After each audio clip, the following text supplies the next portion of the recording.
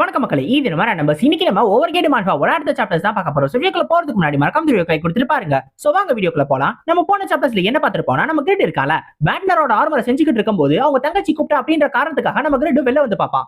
யாருன்னு வந்து பார்த்தா நம்ம யூரா நம்ம கிரிட் கிட்ட ஒரு முக்கியமான விஷயத்தை சொல்றதுக்காக வந்திருப்பா. அந்த இன்டர்நேஷனல் காம்படிஷன்ல நீயும் கலந்துக்கணும் அப்படின்னு. ஆனா நம்ம கிரிட்டுக்கு கலந்துக்கிறதுல விருப்பம் இருக்காது. ஏன்னா அவனோட ஐடென்டிட்டியை வெளில சொல்லணும் அப்படின்ற காரணத்துக்காக நான் கலந்துக்க போறது இல்ல. ஆனா அதுக்கு பதிலா என்னோட பெட்டை நீ யூஸ் பண்ணிக்கோ, அதுக்கான காசை மட்டும் நீ என்கிட்ட கொடுத்துரு அப்படின்னு சொல்லிடுவா. அதாவது அவனோட பப்ளிக் நேம் டிஸ்கை யூஸ் பண்ணிக்க சொல்லுவான். இப்ப நம்ம யூராவா அந்த இடத்துல இருந்து கிளம்பிடுவா. ஆனா நம்ம கிரிட்ட கொஞ்ச நேரத்துக்கு லாகின் பண்ண வேணாம்னு சொல்லுவா. ஏன்னா பைரான் வில்லேஜ இப்ப ஒரு பெரிய குரூப் வந்து அட்டாக் பண்ண போறாங்க. யாட்டான் சர்ச்சோட குரூப். இப்ப இதோட தான் நம்ம போன சாப்டர்ஸ் விட்டுட்டு போனோம். இப்ப இதுல இருந்து கண்டினியூ பண்ணுவோம். இந்த ஒரு சாப்டர் ஆரம்பிச்சதும் அப்ப நம்ம கிரிட் யூராவை பார்த்து மறுபடியும் கேட்பான், யாட்டான் சர்ச் கிட்ட இருந்து என்ன ப்ரொடெக்ட் பண்ணும் அப்படின்றதுக்காக தான் இந்த மாதிரிலாம் பண்ணியா அப்படின்னு. அப்ப யூராவும் ஆமா எனக்கு வேற வழியே தெரியாததுனாலதான் இந்த மாதிரிலாம் பண்ணேன் அப்படின்னு சொல்லும் போது நம்ம கிரிட்டுக்கு அது என்னன்றது புரியும். ஆனா எப்படி இருந்தாலும் ஒரு பிளாக் ஸ்மித் போயிட்டு எப்படி கில்டோட அட்டாக்ல அவன் பங்கு பெற போறான், அந்த வார்ல நான் ஏன் கலந்துக்கணும் அப்படின்னு சொல்லி தான் நம்ம கிரிட் யோசிப்பான். அப்போ உடனே நம்ம கிரிட் கேட்பான், ஆமா எனக்கு இன்னொரு விஷயம் சொல்லணும், இந்த 4th 7th 5th 7th தானே பைரானை வந்து அட்டாக் பண்ண போறாங்க, அவங்க ரெண்டு பேராலையும் யாட்டான் கார்டோட பிளெஸிங்க கொடுக்க முடியுமா அப்படின்னு சொல்லி கேட்பான். ஏன்னா அவனோட கிளாஸ் குவெஸ்ட்க்கு அது ரொம்ப முக்கியம் இல்ல, அதனாலதான் அதை பத்தி கேட்பான். ஆனா யூரா என்ன சொல்லுவானா, அது கண்டிப்பா முடியாது, யாட்டான் சர்ச்சோட 1st 7th இருக்கால அவனால மட்டும் தான் பிளெஸிங் மாதிரியான ஒன்னெல்லாம் கொடுக்க முடியும். ஆனா அவனை மீட் பண்றது ரொம்ப ரொம்ப கஷ்டம். 8th 7th ஆன எனக்கே கஷ்டம், என்னாலே அவனை போய் மீட் பண்ண முடியாது அப்படின்னு சொல்லுவா. ஆமா யாட்டான் கார்டோட பிளெஸிங் உனக்கு எதுக்கு அப்படின்னு சொல்லி நம்ம யூரா கேட்கும்போது, அதை பத்தி எல்லாம் உனக்கு எதுக்கு கவலை, உன்னாலதான் ஒண்ணுமே பண்ண முடியல, நீ ஒரு வேஸ்ட் சுஷு பாப்பா அப்படின்னு நாயை விரட்டுற மாதிரி அவளை விரட்டி தள்ளிடுவான். இப்ப நம்மளுக்கு பைரானை தான் காட்டுவாங்க. இந்த பைரான் ரொம்ப மோசமான சூழ்நிலையில இருக்கு. ஆக்சுவலா ரீசெண்டா ஐரினோட மேரேஜ் இங்க நடந்த காரணத்தினால பைரானோட பாப்புலேஷன் ரொம்ப அதிகமாயிடுச்சு. கிட்டத்தட்ட 2000க்கும் அதிகமான பீப்புள்ஸ் இந்த இடத்துல இருக்காங்க. ஆனா இது எல்லாமே அந்த யாட்டான் சர்ச் வந்து அட்டாக் பண்றதுக்கு முன்னாடி. இப்ப யாட்டான் சர்ச் அட்டாக் பண்ண அந்த கொஞ்ச நேரத்திலேயே நிறைய பேர் இறந்து போயிட்டாங்க. 2000ல இருந்து படிப்படியா அந்த பாப்புலேஷன் குறைய ஆரம்பிச்சிருச்சு. நம்ம ஜெடக்கா கில்டும் முடிஞ்ச அளவுக்கு சின்ன சின்ன பிளேயர்ஸ் எல்லாம் இருப்பாங்கல்ல, ஜெடக்கா கில்டு இல்லாம நிறைய தனி பிளேயர்ஸ் இருப்பாங்கல்ல, அவங்க எல்லாரையும் உடனே இந்த இடத்துல இருந்து லாக் அவுட் பண்ணிட்டு போயிருங்க, ஏன்னா உங்களால சமாளிக்க முடியாது அப்படின்னு சொல்லுவாங்க. ஆனா என்பிசிஸ்னால அந்த மாதிரி பண்ண முடியாதுல, அவங்க எல்லாரும் இறந்துகிட்டே இருப்பாங்க. இப்ப இங்க வந்து அட்டாக் பண்ணக்கூடிய அந்த யாட்டான் சர்ச்சோட பிலீவர்ஸ் இருக்காங்கல்ல, அவங்க எல்லாருமே லெவல் 160க்கு மேல இருப்பாங்க. கிட்டத்தட்ட 1000க்கும் அதிகமான ஆட்கள் வந்திருப்பாங்க. இவங்க கூட 2 பெரிய சர்வன்ட்ஸும் வந்திருக்கானுங்க. இப்ப இந்த ஒரு காரணத்தினாலதான் பைரான் வில்லேஜ் ரொம்ப மோசமான ஒரு நிலைமையில இருக்கு. இப்ப இந்த இடத்துலயே ஒரு இன்னர் கேசலோட ஒரு பெரிய வால்ல நின்னுக்கிட்டு நம்ம ஜெட்னோஸும் லாயலாவும் இருக்கிற எல்லாருக்கும் தங்களோட மேஜிக்கை யூஸ் பண்ணி அசஸ் பண்ணுவாங்க. ஏன்னா இவங்க 2 பேர் தானே முக்கியமான மேஜிஷியன்ஸ். ஆனா இவங்களாலுமே ரொம்ப சமாளிக்க முடியாது. ஏன்னா எல்லா பக்கமுமே அந்த பிலீவர் சூழ ஆரம்பிச்சிட்டானுங்க. அவனுங்களை எல்லா சைட்ல இருந்து சமாளிக்கிறது உண்மையிலே கஷ்டமா இருக்கும் அப்படின்னு சொல்லி தான் யோசிப்பாங்க. இந்த பிலீவர்ஸ் வேற அந்த கேசல்ல ஏற ட்ரை பண்ணுவாங்க. இவங்களும் சுத்தி முத்தி மாத்தி அட்டாக் பண்ணிக்கிட்டே இருப்பாங்க. அப்ப அந்த நேரத்துல நம்ம லாயலா என்ன யோசிப்பா அப்படின்னா, தன்னோட ஆர்மி என்னதான் பவர்ஃபுல்லா இருந்தாலும் தன்னால ரொம்ப நேரத்துக்குலாம் இவங்களை பிடிச்சு வைக்க முடியாது, கண்டிப்பா வேற யாராவது வந்து இவங்களுக்கு உதவி செஞ்சே ஆகணும் அப்படின்னு சொல்லி யோசிப்பா. அப்ப அந்த நேரத்துல ஒரு 2 என்பிசி குழந்தைங்கள அந்த பிலீவர்ஸ் எல்லாரும் தோத்த ஆரம்பிச்சிருவாங்க. அதை பார்த்த உடனே ஜெட்னோஸ் அவங்க பக்கம் அட்டாக் பண்ணி ட்ரை பண்ணும்போது கரெக்டா அந்த குழந்தைகளை காப்பாத்துறதுக்காக டூன் அந்த இடத்துக்கு வந்துருவான். ஆக்சுவலா டூன் ஜெடக்கா கில்ல தானே இருக்கான், அவனும் பைரான்ல தான் சுத்திக்கிட்டு இருப்பான். இதை பார்த்த உடனே அவன் தான் வந்து காப்பாத்துவான். ஆனா அவனை பார்த்த உடனே கரெக்டா அவனையும் தங்களோட மேஜிக்கை வச்சு பிடிக்கணும் ட்ரை பண்ணுவாங்க. ஆனா ஒரு பெரிய கழுகு மாறி அதுல இருந்து ஈஸியா தப்பிச்சிருவான். ஆக்சுவலா ஒரு பீஸ்ட் மாஸ்டர் அவனுக்கு பழக்கப்பட்ட பீஸ்டா மாற முடியும், அதுதான் அவனோட கிளாஸே. இப்ப கழுகா மாதிரி பறந்துகிட்டு இருந்தவன் டக்குன்னு ஒரு பெரிய சிங்கமா மாறி வந்து அந்த பிலிவர்ஸ் எல்லாரையும் கொல்ல ஆரம்பிச்சிருவான். இப்ப அவன் ஒரு பக்கம் கொண்டுகிட்டு இருப்பான். இப்ப அந்த நேரத்துல அந்த கேசலோட வால்ல ஜெட்னோஸும் லாயலாவும் நிக்கிறாங்கல்ல, அவங்க அட்டாக் பண்றதுக்காக அந்த கேசல் மேலேயே ஏறி வந்துருவானுங்க. அந்த வால் மேலேயே நிறைய பிலிவர்ஸ் இவங்க அட்டாக் பண்றதுக்காக வருவாங்க. அப்ப கரெக்டா அவங்களை காப்பாத்துறதுக்காக ஃபேக்கர் தான் அந்த இடத்துக்கு வருவான். ஃபேக்கரும் கொஞ்சம் கவனமா இருங்க, கவனமா பாத்துக்கோங்க அப்படின்னு சொல்லுவான். இப்ப அந்த நேரத்துல அந்த கேசலோட மெயின் கேட் இருக்குல்ல, அதை அட்டாக் பண்ண ஆரம்பிச்சிருவானுங்க. இப்ப அவங்களை தடுக்கிறதுக்கு யாராவது போய் தான் ஆகணும். நம்ம ஜெட்னோஸ் போகலாம்னு நினைச்சா இந்த இடத்தையும் விட்டுட்டு போக முடியாது. என்ன பண்றதுன்னு சொல்லி யோசிச்சுக்கிட்டு இருக்கும் போது அந்த இடத்துக்கு கரெக்டா நம்ம தலைவர் ரேகஸ் வருவான். அவன் உடனே இங்க ஒரு 100 பேர் இருப்பாங்களா, இவங்க எல்லாரையும் நான் பாத்துக்கிறேன், நீங்க 2 பேருமே கேசலோட மெயின் கேட்டுக்கு போங்க, ஏன்னா அங்கதான் உங்களோட அசிஸ்டன்ஸ் தேவைப்படுது, நான் இவங்க எல்லாருமே பாத்துக்கிறேன், என்னோட பாடிக்கும் இது ஒரு பக்காவான ட்ரைனிங்கா இருக்குன்னு சொல்லிட்டு நம்ம ரேகஸ் இவங்க எல்லாரும் கூடயும் தனியா சண்டை போடணும்னு முடிவு பண்ணுவான். இப்ப இன்னொரு பக்கம் வேண்டர் ஜிஷுகாவும் அந்த மெயின் கேசலுக்கு தான் போயிட்டு இருப்பாங்க. எதுக்காகனா அந்த ஜிஷுகா ஒரு ஆர்ச்சர்ல, சோ கேசலோட டாப்ல நின்னு ஒரு ஹைட்டான பொசிஷன்ல நின்னு எல்லாருக்கும் அசஸ் பண்ணலாம் அப்படின்றதுக்காக. அதுக்காக நம்ம வேண்டர் அவளை ப்ரொடெக்ட் பண்ணி கூட்டிட்டு போவான், நம்ம ஜிஷுகாவோட பவரை வேஸ்ட் பண்ணிட கூடாது அப்படின்னு. ஆனா நம்ம ஜிஷுகா அசஸ் பண்ணாம வேண்டரால எல்லாரையுமே தடுக்க முடியாது. ஏன்னா நம்ம வேண்டர் தொடர்ந்து அவனோட ஸ்ட்ரென்த் ஸ்டாட்டை மட்டுமே கான்சென்ட்ரேட் பண்ண காரணத்தினால அவன் ஒரு டிஃபென்சிவ் நைட் அப்படின்றதுனாலயும் அவனோட ஸ்டாட்லாம் ரொம்ப இம்பேலன்ஸ் ஆகி அவனோட கேரக்டர் ரொம்ப இம்பேலன்ஸா இருக்கும். அவனால எல்லாரையும் தடுக்க முடியாது, நம்ம ஜிஷுகாவும் ஹெல்ப் பண்ணி ஆகணும். இப்படியே போச்சுன்னா இன்னர் கேசலுக்கு போறது கஷ்டமாயிடுமோ அப்படின்னு சொல்லி நம்ம வேண்டர் யோசிச்சுட்டு இருக்கும் போது கரெக்டா அந்த நேரத்துல இவங்களை தடுக்கிறதுக்காக அந்த இடத்துக்கு ஒரு முக்கியமான ஆள் வருவான். அது யார் அப்படின்னா யாட்டான் சர்ச்சோட 4th 7th. இவன் ஒரு ஃப்ளூட்டை தான் யூஸ் பண்ணுவான். அந்த ஃப்ளூட்ல இருக்கக்கூடிய சவுண்டை யாராவது எனிமீஸ் கேட்டாங்க அப்படின்னா அவங்களோட பவர் குறைய ஆரம்பிச்சிடும். அவங்களோட எவேஷன் ரேட்டு, அக்யூரசி எல்லாமே குறைஞ்சிரும். அந்த மாதிரியான ஒரு ஆள் தான் இவன். இவன் மேலக்கஸ் அளவுக்கு ஸ்ட்ராங்கான ஆளா இருக்கணும். மேலக்கஸையே ரொம்ப கஷ்டப்பட்டு தான் நம்ம கில்டு தோக்கடிச்சிச்சு. அப்படி இருக்கிறப்ப இவனை தனியா 2 பேர் மட்டும் சமாளிக்க முடியாது அப்படின்னு நம்ம வேட்டர் யோசிக்கும் போது கரெக்டா அவனை தடுக்கிறதுக்காக நம்ம ஈபிளின் அந்த இடத்துக்கு வருவான். ஆனா அந்த ஈபிளின் பைத்தியக்காரன் எதையுமே கவனிக்காம ஃப்ளூட்டோட சவுண்ட் கேட்டு ரொம்ப பக்கத்துல வேற போய் கேட்டுருவானா. அவனால ஒண்ணுமே பண்ண முடியாம அங்கேயே கீழே விழுந்துருவான். அப்ப அந்த நிபரியஸ் இவனை மொத்தமா காலி பண்ணலாம் ட்ரை பண்ணும்போது கரெக்டா ஈபிளினை காப்பாத்துறதுக்காக ஃபேக்கர் இந்த இடத்துக்கு வந்துருவான். நம்ம ஃபேக்கர் கரெக்டா வரும்போதே அந்த நிபரியஸை அடிச்சுட்டு தான் போவான். ஆனா அந்த அடி பெருசால அவன் மேல விழுந்திருக்காது. ஒரு சின்ன கீரல் மட்டும் தான் அவன் மேல விழுந்திருக்கும். அப்ப அந்த ஃபேக்கர் இவங்க 2 பேரையும் பார்த்து சொல்லுவான், நாங்க 2 பேரும் இப்படியே இங்கே இருந்து இவனை எப்படியாவது தடுக்க ட்ரை பண்றோம். நீங்க 2 பேரும் அந்த கேசலோட டாப்க்கு போங்க. உங்களோட அசிஸ்டன்ஸ் அங்கதான் தேவைப்படுது. அதுவும் இல்லாம வேட்டர், நீ உன்னோட மிஷனை மறந்துடாத. ஒரு கார்டியன் நைட்டா நீ உன்னோட மாஸ்டர் ப்ரொடெக்ட் பண்ணி தான் ஆகணும். எப்படியாவது ஜில்காவா அந்த இடத்துக்கு கூட்டிட்டு போ அப்படின்னு சொல்லி அவங்க 2 பேரும் போக சொல்லிடுவாங்க. இவங்களுக்கு வேற வழி இல்லாத காரணத்தினால இந்த இடத்துல இருந்து இவங்க 2 பேரும் அங்க போக ஆரம்பிச்சிருவாங்க. இப்ப இன்னொரு பக்கம் இந்த பைரன்ல எல்லா பக்கமும் அட்டாக் பண்றானுங்கல்ல, அவனுங்க ஸ்மித்தியே வந்து அட்டாக் பண்ணுவாங்க. பைரன்ல இருக்கிற ஒரே ஒரு ஸ்மித்தி நம்ம ஸ்மித்தோட ஸ்மித்தி தான். அந்த கிரிட் கூட ஸ்பெஷல் ஜஃபாரோஸ் செஞ்சால அந்த ஒரு இடம் தான். இப்ப இவரையும் கொல்றதுக்காக அந்த யாட்டான் சர்ச்சோட 2 பிலீவர்ஸ் அந்த இடத்துல இருப்பாங்க. அவர் உடனே என்ன சொல்லுவாருன்னா, எனக்கு ஒண்ணு இதெல்லாம் பிரச்சனை இல்ல, இங்க என்ன நடக்குதுன்னு கூட எனக்கு தெரியாது. ஆனா எனக்கு எந்த ரெக்ரெட்ஸும் கிடையாது. ஏன்னா ஒரு சின்ன பையன் எனக்கு ரொம்ப நாளைக்கு முன்னாடி இந்த இடத்துல வந்து வேலை பார்த்தான். அவன் வேலை பார்த்த போது அவனை பார்த்த உடனே எனக்கு ஒரு மோட்டிவேஷன் வந்துருச்சு. அதனாலயே அவன் செஞ்ச அதே ஆரோஸை செய்யணும்னு சொல்லி நானும் ரொம்ப நாளா ட்ரை பண்ணி இப்ப ஒரு வழியா நான் ஒரு ஸ்பெஷல் ஜஃபா ஆரோஸை செஞ்சு முடிச்சிட்டேன். நான் 50 வருஷமா ஒரு சாதாரண லோ ரேங்க் பிளாக் ஸ்மித்தா தான் இருந்தேன். என்னோட வாழ்க்கையில அடுத்த கட்டத்துக்கு போக மாட்டோமான்னு யோசிச்சுட்டு இருக்கும் போது ஒரு சின்ன பையன் கொடுத்த மோட்டிவேஷனால நானும் இப்ப அடுத்த கட்டத்துக்கு போயிட்டேன். ஆனா என்னால அப்படி வேலை பார்க்க முடியாம போயிடுச்சு. எனக்கும் வேலை பார்க்கணும்னு ஆசை தான். ஆனா இதுக்கு மேலே என்னால அதை பண்ண முடியாதுன்னு எனக்கே புரிஞ்சு போயிடுச்சு.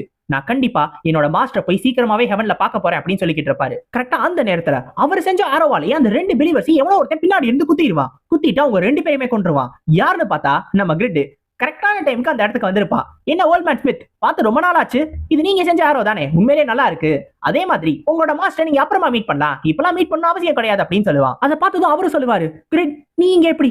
நான் நீ ஆரோஸை செய்யறத பார்த்த உடனே எனக்கும் ஆர்வம் வந்து நானும் அதை பத்தியே யோசிச்சு கிராஃப்ட் பண்ண ஆரம்பிச்சேன். ஆனா உன்னை திரும்பி பார்ப்பேன் நான் எதிர்பார்க்கவே இல்லை அப்படின்னு சொல்லுவாரு. ஓ இந்த ஆரோவா, இதை நீங்க தானே செஞ்சீங்க, உண்மையிலே பக்காவான ஆரோ, நான் பார்த்ததுலயே இதுதான் உண்மையிலே ஒரு பெஸ்டான ஆரோவா இருக்கும். ஏன் நான் செஞ்சதை விட ஒரு பெஸ்டான ஆரோ அப்படின்னு சொல்லுவான்.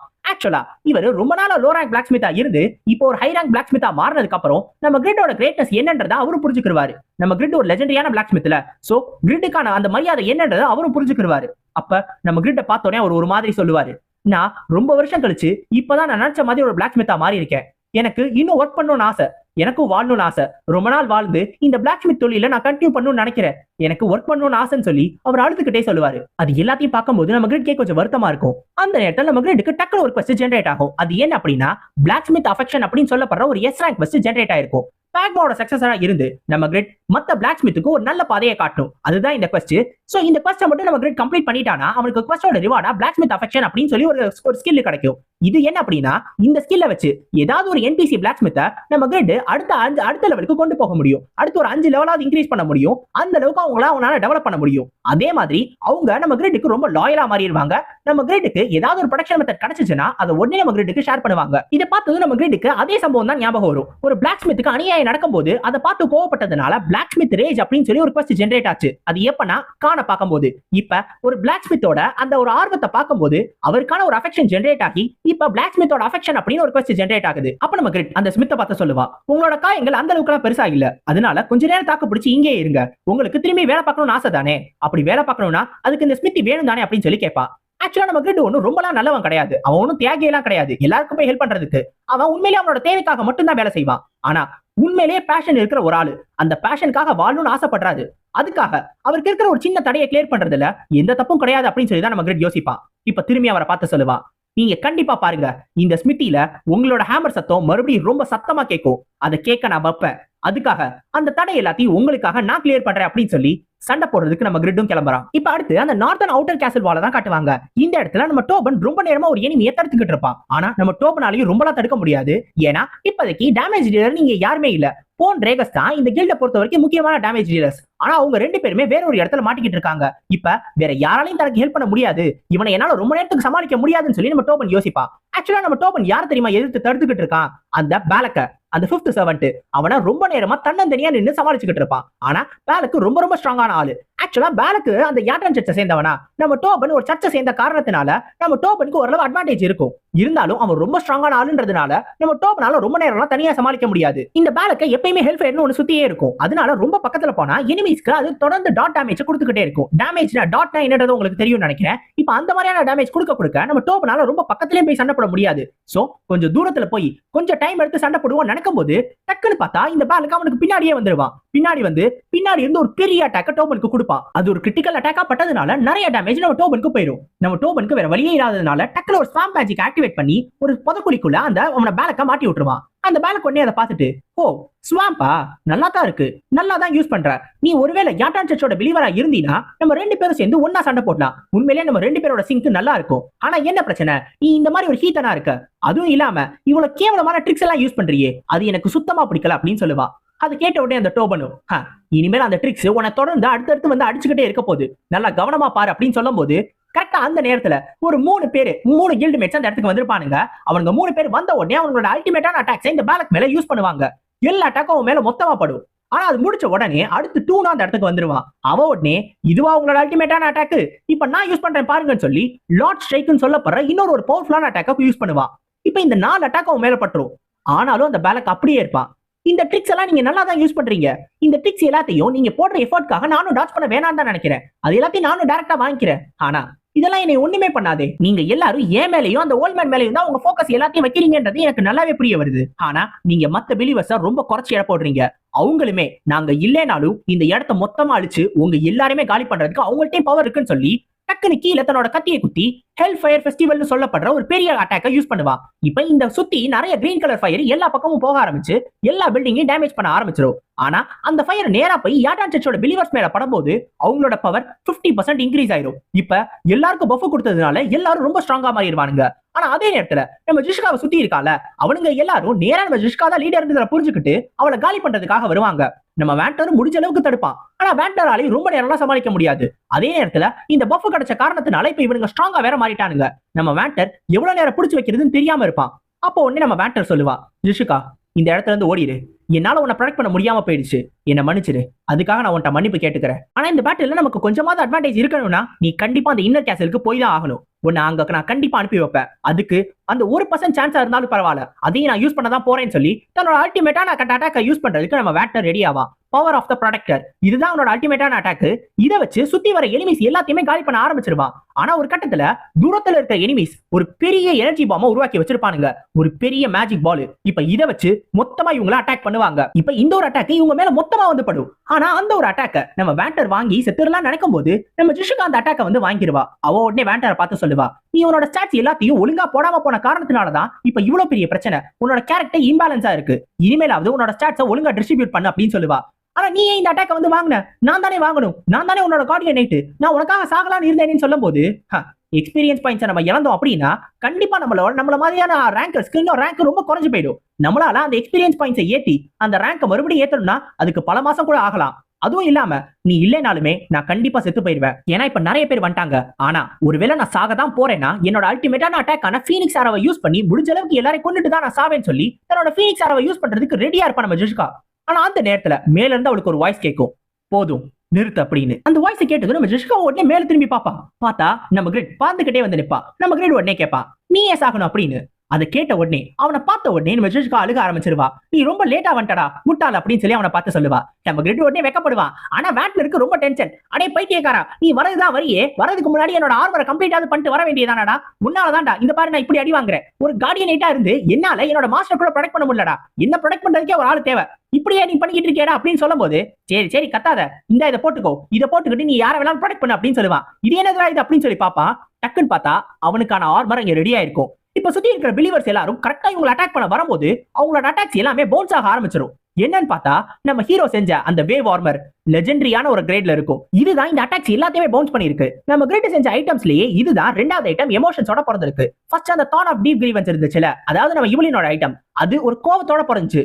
ஆனா இது நம்ம கிரிட் மேல ஒரு வருத்தத்தோட பிறந்திருக்கும். அது ஏன் அப்படின்னா நம்ம கிரிட் இது ஒவ்வொரு தடவை செய்றேன்னு சொல்லிட்டு அப்படியே விட்டுட்டு போறான்ல, அந்த ஒரு காரணத்தினால தன்னை யாரும் இதுக்கு மேலே விட்டுறக்கூடாது, தன்னை இந்த மாதிரிலாம் தூக்கி போட்ட கூடாதுன்னு ஒரு எமோஷனோட தான் இந்த ஆர்மர் பிறந்திருக்கும். அந்த காரணத்தினாலேயே பெர்சிஸ்டன்ஸ் அப்படின்னு சொல்லப்படுற ஒரு ஸ்கில் இதுக்குன்னு எக்ஸ்க்ளூசிவா வந்திருக்கும். சோ அதை வச்சுட்டு இந்த ஆர்மரால ஒரு அட்டாக், அது என்ன அட்டாக்கா வேணாலும் இருந்துட்டு போகுது, அல்டிமேட்டான அட்டாக்கா இருந்தாலும் அதை இதால தடுக்க முடியும். அதே மாதிரி மத்த எல்லா நார்மல் அட்டாக்ஸையும் இதால ஈஸியா பவுன்ஸ் பண்ணிட முடியும் பிசிக்கல் அட்டாக்கா இருந்துச்சுன்னா.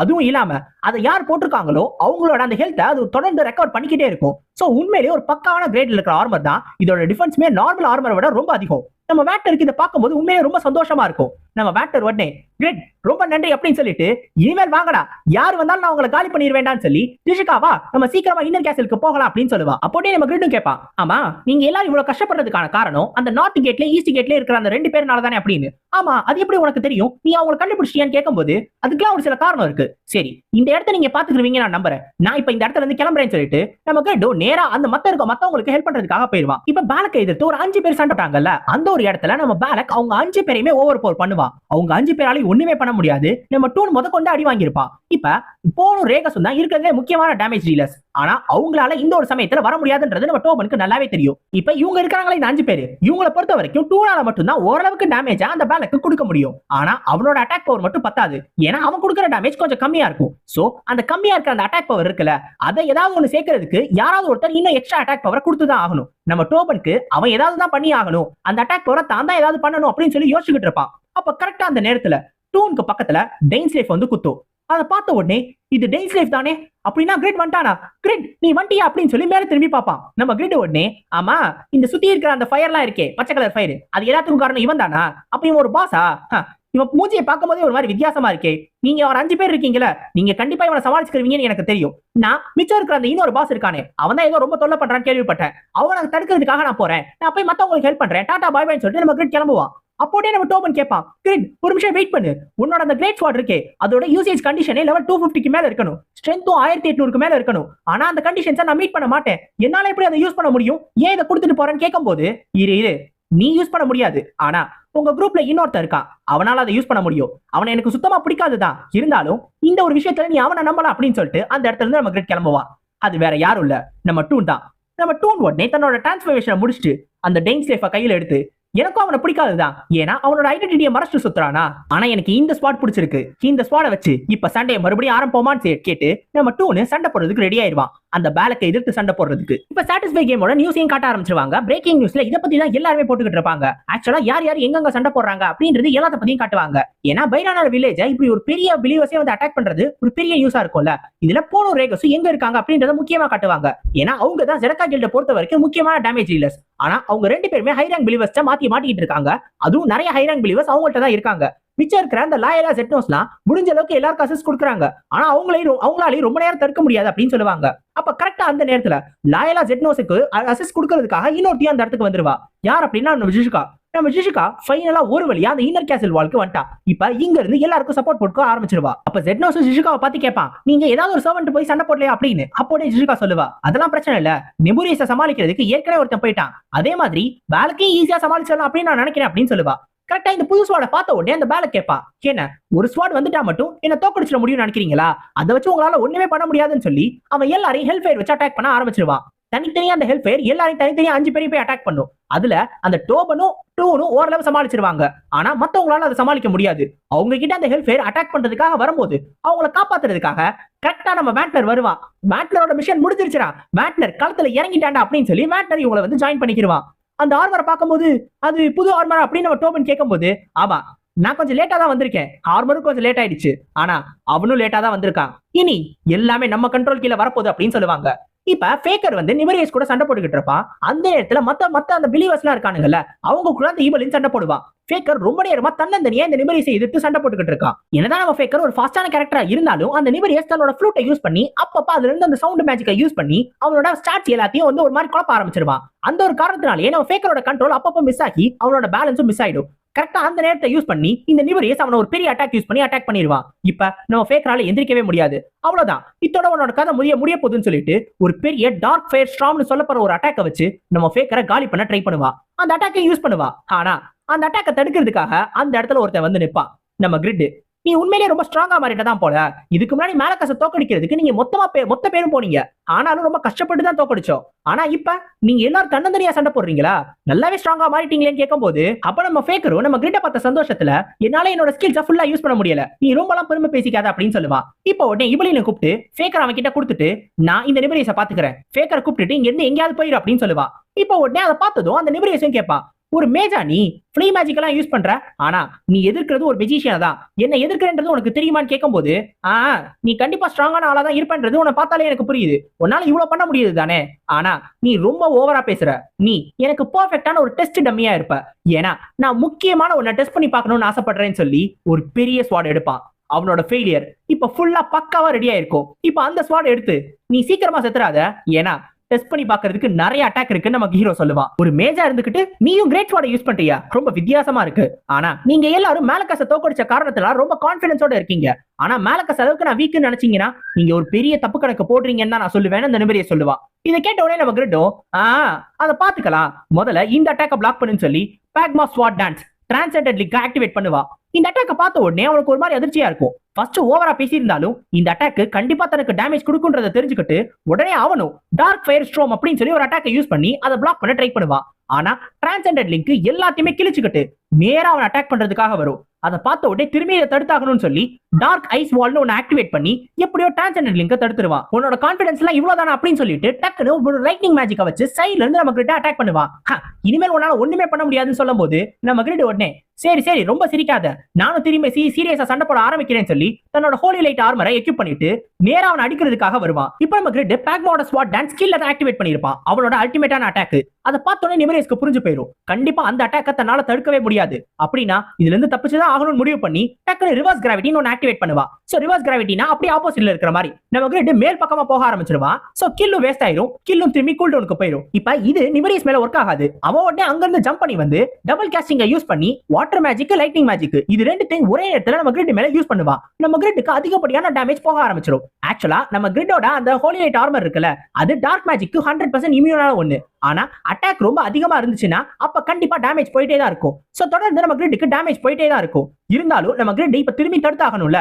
சோ அவன் கிராவிட்டி ரிவர்ஸ்ல இருக்குன்னா அதுக்கேத்த மாதிரி ரிவர்ஸ்ல அட்டாக் பண்ணுவான்னு முடிவு பண்ணி திரும்பியும் அவன் லிங்க் ஆக்டிவேட் பண்ணுவான். இப்ப இந்த லிங்கை வச்சு அடிக்கலான்னு பார்த்தா அப்பயும் அவன் ரிவர்ஸ் கிராவிட்டியை டீஆக்டிவேட் பண்ணி அந்த அட்டாக்ல இருந்து தப்பிச்சிருவான். நம்ம கிரிட்டோட 3 அட்டாக் வேஸ்டா போயிடுச்சு. அடே பைத்தியக்காரா, கஷ்டப்பட்டு ஃபெயிலியர் செஞ்சு எடுத்துட்டு வந்து ஒரு அட்டாக் கூட வாங்க மாட்டியாடா, ஒரு அட்டாக் அது வாங்கிக்கோடா அப்படின்னு சொல்லி நம்ம கிரிட் கேட்பான். இப்ப சாட்டிஸ்ஃபை பிரேக்கிங் நியூஸ்ல இதையும் காட்ட ஆரம்பிச்சிருவாங்க. நம்ம கிரிட் ஒரு மாஸ்க் போட்டு தான் சண்டை போடுவா. இந்த மாஸ்க் யூசர் தான் கண்டிப்பா பேக்மாவோட சக்சஸரா இருக்கணும், அப்ப இவர் தான் அந்த லெஜெண்டரி கிளாஸ் அப்படின்னு சொல்லி எல்லாரும் சொல்ல ஆரம்பிச்சிருவாங்க. இப்ப என்னதான் நம்ம கிரிட் அந்த நிபரேசியை எதிர்த்து சண்டை போடுறான் அப்படின்ற நியூஸ்ல காட்டினாலும் மக்கள் எல்லாரும் அதை ஒழுங்கா பார்க்க மாட்டாங்க. அந்த யூசர்ஸ் எல்லாருமே நம்ம கிரிட்ட கழுவி ஊத்த ஆரம்பிச்சிருவாங்க. ஏன்னா லெஜெண்டரி கிளாஸ் வச்சிருந்து இவன் இவ்வளவு கேவலமா சண்டை போடுறானா, ஒருவேளை அந்த லெஜெண்டரி கிளாஸே வீக் தானோ, அதனாலதான் இவ்வளவு கேவலமா சண்டை போடுறானோ அப்படின்னு எல்லாரும் சொல்ல ஆரம்பிச்சிருவாங்க.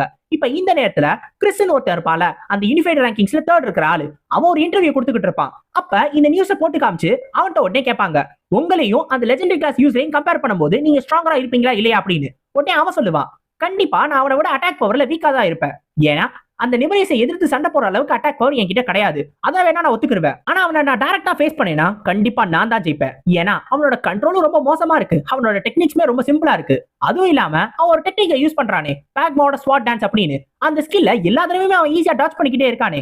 எனக்கு தெரிஞ்ச அந்த ஸ்கில்லோட பவருமே கம்மியா தான் இருக்கும்னு நினைக்கிறேன். அவனால கண்டிப்பா என்னால தோக்கடிக்கவே முடியாது நம்ம கிறிஸ் சொல்லுவா. இப்ப மறுபடியும் ஃபைட்டை காட்டுவாங்க. நெபரியஸ் டார்க் ஸ்ட்ராம்னு சொல்லி ஒரு பெரிய அட்டாக்கை யூஸ் பண்ணுவான். அதை பார்த்தோன்னே நம்ம ஹீரோவும் இது கண்டிப்பா அந்த யூரா யூஸ் பண்ற மாதிரியான ஒரு அட்டாக் தானே, ஆனாலும் ரொம்ப ரொம்ப ஸ்ட்ராங்கா இருக்கு அப்படின்னு சொல்லுவான். இப்போ உடனே அதை தடுத்துட்டு சை என்ன ஸ்கில்ஸா வேணாலும் இருந்துட்டு போகுது, உன்னோட டெக்னிக்ஸ் எவ்வளவு வேணாலும் இருந்துட்டு போகுது, ஆனா நான் ஓவர் கேட்டா இருக்கிறப்ப நீ என்ன எப்படி தடுக்கிறேன்னு பாத்துருவோன்னு சொல்லி தன்னோட டிவைன் ஷீல்டை வெளில எடுத்து அந்த அட்டாக்கை பிளாக் பண்ணிடுவான். இப்ப நேரா அவன் அடிக்கிறதுக்காக நிபரியஸ் பக்கத்திலே ஜம்ப் பண்ணி போயிடுவான்.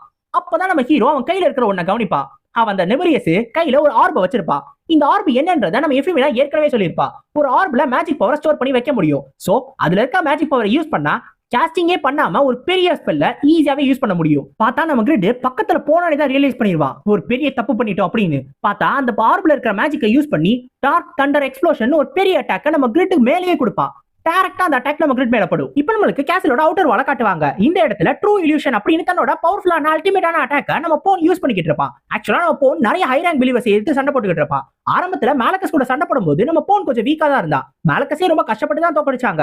ஆனா இப்ப இத்தனை ஹை ரேங்க் பிலீவர்ஸ் அவனால எதிர்த்து சண்டை போட முடியுது. இதுக்கான காரணம் கண்டிப்பா இந்த ஒரு ஸ்பியர் தான். இந்த ஸ்பியர் வந்ததுனால தான் என்னால இவ்வளவு பேர் சமாளிக்க முடியுது அப்படின்னு நம்ம போன் யோசிச்சுக்கிட்டு இருப்பான். அப்ப அதே மாதிரி நம்ம வேண்டர் இருக்கால, அவனுமே பேலக்கோட பக்கத்துல போய் சண்டை போடுவான். ஆக்சுவலா பேலக்க சுத்தி எப்பயுமே அந்த ஹெல்ப் ஃபயர் இருக்கும். அது டாட் எஃபெக்ட கொடுக்கும். ஆனா நம்ம வாண்டர் தான் இப்ப புது ஆர்மர் போட்டுட்டு வந்திருக்கால, அந்த ஆர்மர் எல்லா அட்டாக்கையும் ஈஸியாவே தடுத்துரும். அந்த காரணத்தினால தான் நம்ம வேண்டராலே முன்னாடி போய் சண்டை போட முடியுது. ஆனா மேட்னர் மட்டும் அவனை தனியா ஃபேஸ் பண்ணல. ஏன்னா அவன் கூட இப்ப டெயின் ஸ்லேவ் கிடைச்சதுனால நம்ம டூனுமே அதிகமான அளவு டேமேஜ கொடுக்க ஆரம்பிச்சிட்டான். இப்ப நம்ம டூன் அவனை எதிர்த்து அடிக்க ஆரம்பிச்சிட்டான். இப்ப இதை பத்தி எல்லாம் நம்ம டோபன் யோசிப்பான். என்னதான் இவங்க ரெண்டு பேரும் ஏற்கனவே ரொம்ப ஸ்ட்ராங்கான கேரக்டர்ஸ் வச்சிருந்தாலும் அவங்க ரெண்டு பேரோட ஸ்கில்ஸ்மே கொஞ்சம் கம்மியா தான் இருந்துச்சு. அதுக்கான காரணம் அவங்களோட எக்யூப்மெண்ட். இப்ப புதிய எக்யூப்மெண்ட் கிடைச்ச உடனே அவங்க ரெண்டு பேரோட ஸ்கில்ஸும் மேக்ஸிமம் பொட்டன்ஷியல் அடைஞ்சிருச்சு. இது எல்லாத்துக்குமே காரணம் கிரிட் தான். நம்ம கிரிட் ஒருத்தனால தான், அவனோட எக்யூப்மெண்டால தான் இவங்க எல்லாரோட பொட்டன்ஷியலுமே வெளில வருது அப்படின்னு நம்ம டோபன் யோசிப்பான். இப்ப அதே நேரத்துல நம்ம கிரிட் சண்டை போட்டுக்கிட்டு இருக்கான்ல, அந்த ஒரு பெரிய அட்டாக்க நம்ம கிரிட் வாங்கியிருப்பான்ல. அப்ப அந்த நெபரியஸ் என்ன யோசிப்பான் அப்படின்னா, ஆக்சுவலா அந்த ஆர்பில் மொத்தம் 2 பெரிய ஸ்பெல்ஸ் அவன் ஸ்டோர் பண்ணி வச்சிருக்கான். அந்த 2 ஸ்பெல்ஸ் அதையும் யூஸ் பண்ணணும். அதுல ஒரு ஸ்பெல்லை யூஸ் பண்ணாலே அவன் கண்டிப்பா நம்ம கிரிட காலி பண்ணிடலாம். ஏன்னா இவனால அந்த ஸ்பெல்லை தடுக்கவே முடியாது அப்படின்னு சொல்லி தான் யோசிச்சான். ஆனா அந்த ஸ்பெல்லையுமே நம்ம கிரிட் தடுத்துட்டான். இப்ப பவரேனியம் டிஸ்க வச்சு கரெக்டா அந்த ஸ்பெல்ல இருந்து நம்ம கிரிட் தப்பிச்சு டைரக்டா அவன் கிட்டே வருவான். இப்ப வேற வழியே கிடையாது. இவனோட ஹோலி ஆர்மர் தான் எல்லாத்தையும் பிளாக் பண்ணுது. சோ இவனை காலி பண்ணனும்னா இன்னொரு ஸ்பெல்லையும் யூஸ் பண்ணி தான் ஆகணும்னு சொல்லி நம்ம நிவரியஸ் ரெண்டாவது ஸ்பெல்லையும் ஆக்டிவேட் பண்ணுவான், டார்க் ஸ்டோன் பிளிசார்ட் அப்படின்னு. இந்த ஒரு அட்டாக் நம்ம கிரிட் மேல டைரக்டா போய் படும். ஆனா நம்ம கிரிட் அதை பத்தி எல்லாம் கவலையப்பட மாட்டான். எந்த அட்டாக்க வாங்கினா என்ன, டைரக்டா வந்து இவன் அடிப்போம்னு சொல்லிட்டு அட்டாக்க வாங்கிட்டே முன்னாடி வருவான். அதை பார்த்ததும் அந்த நிவரியஸ்க்கு ரொம்ப ஆச்சரியமா இருக்கும். இவன் எப்படி வந்தான், இதுக்கு வாய்ப்பே கிடையாது, நீ யாரும் செத்துருக்கணுமே, டேய் நீ ஏன் இன்னும் சாகாம இருக்க, அப்படி எல்லா ஐட்டம்ஸையும் நீ வச்சிருக்கியே, இந்த ஐட்டம்ஸ் உனக்கு எப்படி கிடைச்சிச்சு அப்படின்னு சொல்லி கேட்பான். என்ன உன் ஸ்கில்ஸ் எல்லாம் யூஸ் பண்ண முடியலன்னா அதுக்காக உடனே ஐட்டம்ஸ் மேல பழைய தூக்கி போடுறியா, இந்த மாதிரி ஐட்டம்ஸ் எல்லாம் நீ பார்த்ததே இல்லையா என்ன அப்படின்னு சொல்லி கேட்பான். இப்ப நிமிரியஸ் அந்த ஆர்பில் இருக்க 2 ஸ்பெல்ஸையும் யூஸ் பண்ணிட்டான். அவனோட மேஜிக் பவருமே ரொம்ப கம்மியாயிடுச்சு. வேற வழியே இல்ல, இவன் கிட்ட தப்பிச்சுதான் ஆகணும். இனிமேல் இந்த சண்டையை நம்மளால போட முடியாதுன்னு சொல்லி டக்குன்னு ஒரு 2 லேயர் ஷீல்ட ஆக்டிவேட் பண்ணுவான். Dark shield, diamond shield. அது 2 லேயர் ஷீல்ட போட்டுட்டு உள்ள ஒரு டெலிபோர்டேஷன் மேஜிக்கை ஆக்டிவேட் பண்ணுவான். ஆனா அவன் கிட்ட மேஜிக் பவர் கம்மியா இருக்கிறதுனால அந்த டெலிபோர்டேஷன் மேஜிக் ரொம்ப நேரம் ஆகும் போல. அதை பார்த்த உடனே நம்ம கிரிட் அந்த மேஜிக்கை பார்த்தாலே தெரியுது நீ தப்பிச்சு போக ரொம்ப நேரம் ஆகும் அப்படின்னு. ஆனாலும் இனிமேலும் அதுல இருக்கிற வரைக்கும் என்ன ஒன்னால என்னோட அட்டாக்ல இருந்து மிஸ் ஆக முடியாதுல, இனிமேல் எந்த ட்ரிக்கை யூஸ் பண்ணி நீ மிஸ் ஆகுறன்றத நானும் பாத்துருவேன் அப்படின்னு சொல்லுவா. அதை கேட்ட உடனே இவனு சொல்லுவா, என்ன வேற ஏதாவது ஸ்கில்ஸ் வச்சிருக்கியா, அப்படியே வச்சிருந்தாலும் ஒன்னால இந்த டபுள் லேயர் ஷீல்ட உடைக்கவே முடியாது, ஏன்னா இந்த ஷீல்ட எதாலுமே உடைக்க முடியாது அப்படின்னு ரொம்ப ஆணவத்தோட பேசுவா. அதை கேட்ட உடனே நம்ம கிரிட் சொல்லுவா, கரெக்ட் தான், நீ சொல்ற மாதிரி என்னோட முக்கியமான ஸ்கில்ஸ் டிரான்செண்டட் லிங்க் கில் இது 3மே கூல் டவுன்ல தான் இருக்கு. ஆனா பேசிக் அட்டாக்கே போதும், ஏன்னா ஐயா கையில இருக்கிறது லெஜெண்டரி ஸ்வாட் சொல்லிட்டு ஃபெயிலியரை வச்சு அப்படியே மாத்தி மாத்தி அடிக்க ஆரம்பிச்சிடுவான். ஃபெயிலியருக்கு ஒரு ஆப்ஷன் இருக்கும், ஒரே அடி விழுந்தா ஒரே நேரத்துல 5 டேமேஜ் விழுகும், அதாவது 5 டைம்ஸ் அந்த அட்டாக் கண்டினியூஸா விழுகும். இப்போ அந்த ஒரு அட்டாக்கை யூஸ் பண்ணி ஷீல்ட பிரேக் பண்ணிடுவான். அதை பார்த்ததும் நிவரியஸ்க்கு ரொம்ப அதிர்ச்சியா இருக்கும். டபுள் லேயர் ஷீல்ட இவன் பிரேக் பண்ணிட்டான் அப்படின்னு. நம்ம கிரிட் அடுத்து நேரா அவனோட தலைக்கு தான் எய்ம் பண்ணுவான். கீழ இருந்து ஒரு பெரிய அட்டாக்கை கொடுத்து அவனை மொத்தமா பாதியா வெட்டிடலாம்னு நினைப்பான். ஆனா கடைசி நிமிஷத்துல அந்த நிபரியஸ் அதை கவனிச்சு டக்குன்னு விலகி போயிடுவான். அதனால அவனோட கை மட்டும் வெட்டப்பட்டுரும். நம்ம நிபரியஸ் நினைச்சதை விட எல்லாருமே ரொம்ப நேரம் தாக்கு பிடிச்சிட்டாங்க. ஃபேக்கர்ல இருந்து இவளின் வரைக்கும் எல்லாரும் ரொம்ப நேரம் தாக்கு பிடிச்சிட்டாங்க. ஆனா அது எல்லாத்துலயுமே நம்ம கிரிட் தான் ரொம்ப நேரம் தாக்கு பிடிச்சி இவனை இங்கே பிடிச்சு வச்சிட்டான். இவனோட மேஜிக் பவர் போற வரைக்கும் நம்ம கிரிட் இன்னமும் கூட சண்டை போட்டுக்கிட்டு இருக்கான். அப்ப அந்த நிபரியஸ் கேட்பான், உன்னோட ஹோலி லைட் ஆர்மர்ல இருந்து ரெபக்கா காடஸோட பவர் வருதே, அப்படின்னா நீ ரெபக்கா சர்ச்சை சேர்ந்தவனா? அவங்க தான் இந்த மாதிரி அசசின்ஸ் எல்லாம் ட்ரெயின் பண்ணி எங்களுக்கு எதாவது அமைச்சிருக்காங்களான்னு கேட்கும்போது, எனது சர்ச்சை சேர்ந்தவனா? நான் எந்த சர்ச்சை சேர்ந்தவனும் கிடையாது. நான் உன்னை தோக்கடிக்கிறதுக்கான காரணம் நான் ஜஸ்ட் ஓவர் கேட்டு, அதை புரிஞ்சுக்கடா மண்டையா. இப்ப செத்து போன்னு சொல்லி நேரா கிரேட் ஸ்வார்ட கொண்டு வந்து அவனோட வயிற்றிலே இறக்கிடுவான். அவ்வளவுதான், இதோட நம்ம நிபரியஸ் காலியாக ஆரம்பிச்சிருவான். வெறும் ஒருத்தனே அவனை தோக்கடிச்சா அப்படின்னு சொல்லி ஒரு வருத்தத்தோட நம்ம நிபரியஸ் செத்து போயிடுவான். இப்ப இவனை தோக்கடிச்ச காரணத்தினால ஐட்டம்ஸும் டிராப் ஆக ஆரம்பிச்சிடும். அதே மாதிரி அதிகப்படியான எக்ஸ்பீரியன்ஸ் பாயிண்ட்ஸும் கிடைச்சிருக்கும். சோ நம்ம கிரிட்டும் அதிகமா டெவலப் ஆக ஆரம்பிச்சிருவான். இதுவும் இல்லாம அவனுக்கு 2 முக்கியமான ஐட்டம் டிராப் ஆயிருக்கும். அது என்ன அப்படின்னா நிபரியஸோட ஃப்ளூட், இன்னொன்னு அவனோட பிரேஸ்லெட். அதை பார்த்தோன்னே நம்ம கிரிட்டும் புதுசா ஐட்டம்ஸ் எல்லாம் கிடைச்சிருக்கா, இதை செக் பண்ணி பார்க்கணும்னு எனக்கும் ஆசையா தான் இருக்கு. ஆனா இன்னும் நிறைய பேர் இருக்கானுங்க கிளீன் பண்றதுக்கு, இன்னும் நிறைய எலி இங்க சுத்திக்கிட்டு இருக்கு, அதனால வேட்டையை ஆரம்பிப்போமான்னு கேட்டு மத்தவனுங்க எல்லாரையும் காலி பண்ணணும்னு முடிவு பண்ணிடுவான். இப்ப பேலக்கை எதிர்த்து அந்த டூன் சண்டை போட்டுட்டு இருக்கான்ல, அவன் இன்ன வரைக்கும் அவனுங்க 2 பேர் சண்டை போட்டுக்கிட்டே தான் இருப்பானுங்க. அந்த இடத்துக்கு நம்ம கிரிட் வந்துருவான். நம்ம கிரிட் ஒரு வீட்டு மேல போய் ஸ்டைலா உட்காந்துக்கிட்டு, ஏண்டா நான் மத்தவனுங்க எல்லாரும் கிளீன் பண்ணி முடிச்சுட்டு சரி இந்த பக்கமா வருவோமேன்னு வந்தேன், நீங்க இன்னமா இவன் கூட சண்டை போட்டுக்கிட்டு இருக்கீங்க, இவனை இன்னமாவும் நீங்க தோக்கடிக்கவே இல்லை அப்படின்னு சொல்லி கேட்பான். அப்ப பேலக் கவனிப்பா, இரு இவன் தானே நெப்ரியஸ் பக்கம் போனவன், அப்ப நெப்ரியஸ் தோத்து போயிட்டானா, இவன் நெப்ரியஸை தோக்கடிச்சிட்டானா அப்படின்னு சொல்லி யோசிக்கும் போது கரெக்டா டோன் வந்து இந்த பேலக் அட்டாக் பண்ண ஆரம்பிச்சிருவான். அப்போ டூனை பார்த்து நம்ம கிரிட்டும் கேட்பான், என்ன அந்த ஸ்வாட் ரொம்ப பிடிச்சிருக்கா, அந்த குப்பையை வேணா நான் ஒன் டே வித்துறேன், என்கிட்ட இருந்து நீ வாங்கிக்கிறீனா ஜஸ்ட் 40 லட்சம் கோல்டு மட்டும் கொடு அப்படின்னு சொல்லுவான். என்னது 40 லட்சம் கோல்டா, ஏன்டா குப்பன் சொல்ற, அப்புறம் ஏன்டா இவ்வளவு காசு கேட்கற அப்படின்னு சொல்லிட்டு நம்ம டூன் திரும்பி அவனை எதிர்த்து சண்டை போட்டுக்கிட்டு இருப்பான். அப்போனே நம்ம கிரிட்டும் சொல்லுவான், சரி சரி சீக்கிரமா சண்டை போட்டு முடிங்க, நான் அந்த நெப்ரியஸ் டிராப் பண்ண ஐட்டமை செக் பண்ணிட்டு வந்துருவேன், அதுக்குள்ள நீங்க சண்டை போட்டு முடிக்கலனா நான் நேரா அவனை கொண்டுட்டு ஐட்டம்ஸ் எல்லாத்தையும் நானே எடுத்துக்கிடுவேன், அப்புறம் என்கிட்ட கேள்வி கேட்க கூடாதுன்னு சொல்லி அந்த ஐட்டம்ஸ் செக் பண்ண ட்ரை பண்ணுவா. ஃபர்ஸ்ட் இருக்கிறது நெப்ரியஸோட பிளேஸ் செட். அதுக்குன்னு தனியா எந்த ஒரு ஸ்கில்ஸ் எல்லாம் கிடையாது, ஜஸ்ட் அது மெஜிஷியன்ஸ்க்கு கொஞ்சம் நல்ல விதமா இருக்கும், அதாவது கேஸ்டிங் ஸ்பீட குறைக்கும், அதே மாதிரி அது இருந்துச்சுன்னா இன்டெலிஜென்ஸ் கொஞ்சம் அதிகப்படுத்தும், அவ்வளவுதான். ஆனா முக்கியமானது இந்த நெப்ரியஸோட ஃப்ளூட் தான். இப்ப இந்த ஃப்ளூட்டை யாராவது வாசிக்கிறாங்க அப்படின்னா அதுக்கு கண்டிப்பா இன்ட்ரெஸ்டிங்கான எஃபெக்ட் கிடைக்கும். பஃப் டீபஃப் இந்த மாதிரியான விஷயத்தை கொடுக்கக்கூடியதுதான் இந்த ஃப்ளூட். நம்ம ஹீரோவும் சரி இதை வாசிக்க ட்ரை பண்ணுவோம் அப்படின்னு சொல்லி வாசிப்பான். இந்த ஃப்ளூட்டோட சவுண்ட் நம்ம பேட்லருக்கும் நம்ம டூலுக்கும் கேட்ட உடனே நேரா இந்த பேலக் வந்து அவங்க 2 பேரையும் அடிச்சு பின்னாடி தள்ளிடுவான். அப்போ உடனே 2 பேரும் யோசிப்பானுங்க, இது அவன் தானே, கண்டிப்பா அவனே தான், அவன் தான் இந்த மாதிரியான வேலையெல்லாம் பார்ப்பான் அப்படின்னு. ஆக்சுவலா நார்மலா ஒரு யாட்டான் சர்ச்சோட பிலீவர் இந்த ஃப்ளூட்டை வாசிச்சாங்க அப்படின்னா யாட்டான் சர்ச்சில் இருக்கிறவங்களுக்கு பவர் கிடைக்கும். ஒருவேளை ரெபக்கா சர்ச்சை சேர்ந்தவங்க வாசிச்சாங்கன்னா ரெபக்கா சர்ச் மொத்தம் ஆலிஸ்க்கும் பவர் கிடைக்கும். ஆனா 2 சர்ச்சையுமே சேராதவனுங்க எதுலயுமே பிலீவ் பண்ணாத ஒருத்தவன் வாசிச்சான் அப்படின்னா ரேண்டமா எந்த எஃபெக்ட் வேணாலும் கிடைக்கும். நம்ம கிரிட் வாசிச்சிருப்பான்ல, அந்த ஒரு காரணத்தினால ரேண்டமா இவங்களுக்கு டீபஃப் கிடைச்சிருச்சு. அதனாலதான் இந்த மாதிரி தோத்து போயிட்டானுங்க. ஓ, நான் கை வச்சதுனாலதான் இந்த மாதிரிலாம் நடந்திருக்கான்னு சொல்லி நமக்கு டி யோசிக்க ஆரம்பிச்சிருவான். இப்போ உடனே அந்த பேலக் சொல்லுவான், உங்க குரூப்லயும் இவ்வளவு முட்டாளான ஒருத்தர் இருக்கானா, உங்க எல்லாரையும் என்னால ஈஸியா தோக்கடிச்சிட முடியும், இப்பவே உங்களை காலி பண்றேன், இதுவும் இந்த ஸ்வாட வச்சு உங்க எல்லாரோட தலையை வெட்டுவேன்னு சொல்லும் போது கரெக்டா நம்ம கிரிட் அங்கிருந்து ஜம்ப் பண்ணி வந்து தன்னோட ஃபெயிலியரை வச்சு அவனோட ஸ்வாட ஒரே போடு அந்த ஸ்வாடையே 2ஆ உடைச்சிருவான். அதை பார்க்கும்போது பேலக்கே கொஞ்சம் ஆச்சரியமா இருக்கும். இப்ப நம்ம கிரிட் திரும்பி கில் ஆக்டிவேட் பண்ண ரெடி ஆவான். நான் ரொம்ப நேரமா கில்ல யூஸ் பண்ண ட்ரை பண்ணிக்கிட்டே இருக்கேன், ஆனா அந்த மண்டையை அடி வாங்காம போயிட்டான், நீயாவது ஒழுங்கு மரியாதை அடிவாங்கு, அங்கிட்டு இங்கிட்ட அசைஞ்ச பிச்சு போடுவேன்னு சொல்லி பேக்மா ஸ்வாட் டான்ஸ் கில்லுன்னு சொல்லும் போது இந்த பேலக்கு டக்குனு டெலிபோர்ட் ஆக்டிவேட் பண்ணி அந்த இடத்துல இருந்து தப்பிச்சு போயிருவான். ஏன்டா இப்படி பண்றீங்க, நானும் எவ்வளவு தடவை ட்ரை பண்றது, ஒரு ஸ்கில்ல கூட ஆக்டிவேட் பண்ண விட மாட்டேன்டானுங்கடா, இவ்வளவு பெரிய ஸ்வாட் செஞ்சு எடுத்துட்டு வந்திருக்கேன், ஒரு ஸ்கில்லையாவது அடி வாங்குறீங்களாடா, சை எல்லாம் தப்பிச்சு போயிட்டே இருக்காங்க அப்படின்னு சொல்லி யோசிப்பா. இப்ப நம்ம கிரிட் இந்த குவெஸ்ட கம்ப்ளீட் பண்ணிட்டா அப்படின்ற காரணத்தினால பிளாக் ஸ்மித்தோட அஃபெக்ஷன் முடிஞ்சு அந்த ஸ்மித்தோட லைஃப் இன்க்ரீஸ் ஆயிரும். நம்ம ஸ்மித்தும் எப்படியோ பழச்சிருவாரு. சரி பரவாயில்ல, அட்லீஸ்ட் இதுவாது முடிஞ்சிருக்குல்ல, எல்லாமே கடைசியில நமக்கு ஏத்த மாதிரி தான் நடந்திருக்கு, அது வரைக்கும் சந்தோஷம் தான் அப்படின்னு சொல்லி நம்ம கிரிட்டும் யோசிப்பா. இப்ப அடுத்து இந்த பைரான திரும்பி எல்லாரும் சரி பண்ண ஆரம்பிச்சிருவாங்க. நம்ம ஜெரக்கா கில்டோட மெம்பர்ஸ் அவங்களோட காசு எல்லாத்தையும் போட்டு மொத்தமா பைரான சரி பண்ணுவாங்க.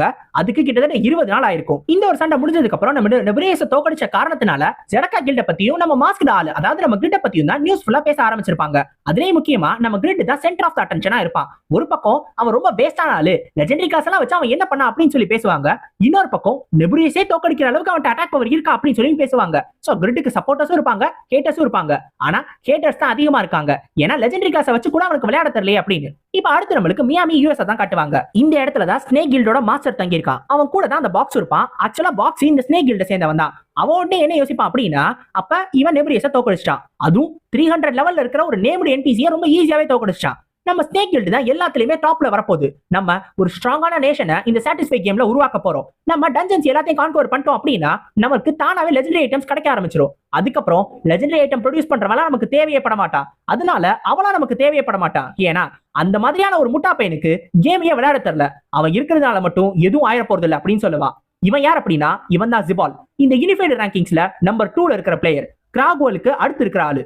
ஆனா இவனுங்க எல்லாரும் யோசிக்கிறது தப்புன்றதை இவனுங்க சீக்கிரமாவே புரிஞ்சுக்கிடுவானுங்க. அந்த இன்டர்நேஷனல் காம்படிஷன் ஆரம்பிச்ச உடனே இவங்க எல்லாருக்கும் இவனுங்க யோசிச்சது எவ்வளவு தப்புன்றத புரிய வரும். இப்ப நம்ம கிரிட் தான் லெஜெண்டரி யூசர்னு தெரிய வந்ததுக்கு அப்புறம் இவங்க எவ்வளவு ஷாக் ஆகிறாங்க அப்படின்றத அந்த இன்டர்நேஷனல் காம்படிஷன் நடக்கும்போது நீங்க தெரிய வரும். அது எல்லாத்தையும் அடுத்த ஒரு சாப்டர்ஸை பார்த்து தெரிஞ்சுக்கிடுவோம். சோ அடுத்த சாப்டர்ஸ்ல உங்களை சந்திக்கிற வரைக்கும் சேனரா கைஸ், அரிகத்தோ கோசாய்மஸ்.